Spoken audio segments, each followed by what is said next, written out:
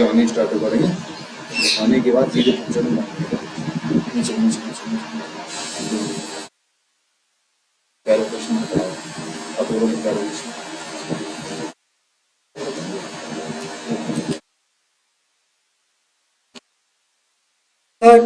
मौखिक भाषा का मुख्य आधार क्या होता है?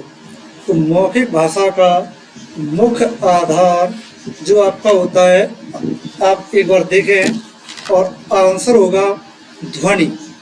मौखिक भाषा का मुख्य आधार आंसर होगा आपका ध्वनि।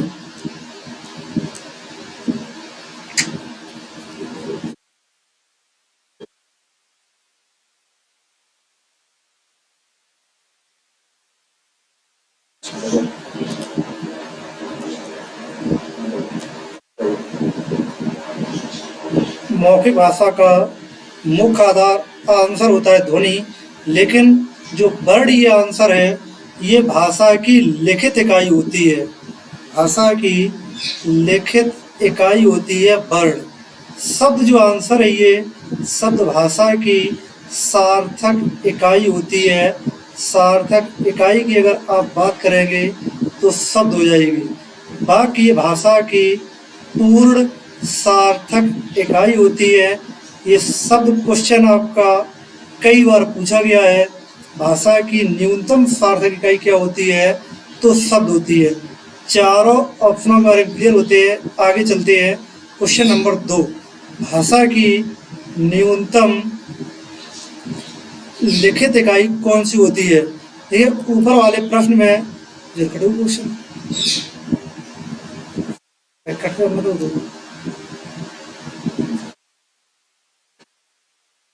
निकल गई।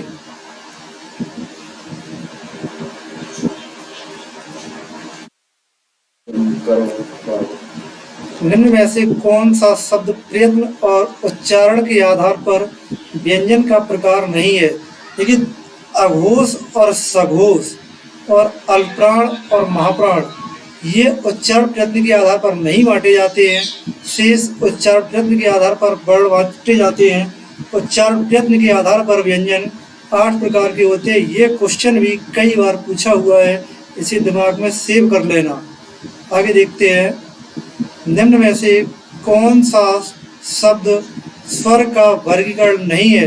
ये स्वर मात्रा के आधार पर 3 प्रकार के हमने आपको बताए थे, प्लुत स्वर, ह्रस्व स्वर और संयुक्त स्वर।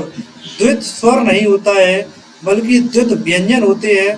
द्वित व्यंजन ऐसे व्यंजन होते हैं जिनमें एक वर्ण स्वर रहित हो और उसके समान दूसरा वर्ण हो, जैसे दिल्ली। अब ये दिल्ली जो शब्द है ये कैसा है? द्वित्व। ऐसे ही मान लीजिए दूसरा शब्द है कुत्ता, इसमें 2 ता है तो ये वर्ड कैसा हो जाएगा? द्वित्व। ऐसे ही शब्द है मक्का, इसमें 2 का है, पहले वाला का स्वर रहित है, ऊपर वाले में देखते हैं पहले वाला ता स्वर रहित है और ला स्वर रहित है, तो ये वर्ड कैसे हो जाएगा? द्वित्व स्वर। जिस व्यंजन ध्वनि के उच्चारण के समय स्वर तंत्री में कंपन होता है, उच्चारण स्थान के आधार पर ध्वनियों के वर्गीकरण में आप उसे क्या कहेंगे? देखिए जब कहीं स्वर तंत्री में कंपन होता है तो ऐसे वर्ड को हम कहते हैं स्वर यांत्रिक वर्ड। और स्वर यांत्रिक वर्ड होता है आपको मालूम है हा। और हा का जो दूसरा नाम होता है वो कौन सा वर्ड होता है? काकल्य वर्ड।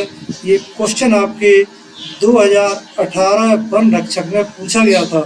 काकल्य वर्ड कौन सा है?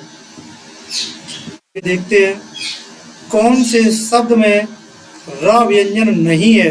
देखिए मात्र ता और रा, यहाँ त्रास में रा है, मूर्धा में आधा रा है। ऐसी 2 ऑप्शन आपके कटे हुए हैं, उन 2 ऑप्शन में से ही कोई ऑप्शन होगा। हम लिखने के लिए ऑप्शन नंबर सी आपको अलग से दे रहे हैं, ग्रह शब्द। ग्रह में ये रा नहीं होता है, ये री होता है। ठीक है, आगे देखते हैं प्रश्न नंबर 10। निम्न में कौन सा दंत वर्ण है? इसके लिए हमने आपको एक ट्रिक याद करवाई थी के टी एम दो। डी का मतलब दंत होता है। याद करने के लिए तरीका बताया था, का, चा, टा और ता और पा। जो ता वर्ग का वर्ड होगा वह दंत होगा। अब यहाँ ता वर्ग का कोई वर्ड नहीं है, तो वर्ड है ऑप्शन नंबर ए, सा। और सा में आपको जानकारी दिया बता दें कि ला और सा ये दो वर्ण आपके होते हैं, दंत वर्ण होते हैं। अगला देखते हैं, निम्न में कौन सा अनुनासिक वर्ण है। अनुनासिक के लिए समझते हैं, जो पंचमाक्षर होते हैं वह अनुनासिक वर्ण होते हैं। जैसे आपका ऑप्शन नंबर यहाँ क्या है, माँ। जैसे पहला अनुनासिक क्या होगा, इंग्या, इंजिया, एड़ा, ना और माँ, ये 5 क्या होते हैं, अनुनासिक। लिखित भाषा में मूल ध्वनियों के लिए जो चिन्ह प्रयोग किए जाते हैं उन चिन्हों को कहते हैं हम लिपि। लिपि का मतलब होता है लेखन। स्वर ऐसी ध्वनियाँ होती हैं जिनका स्वतंत्र उच्चारण किया जाता है, उन्हें कहा जाता है स्वर।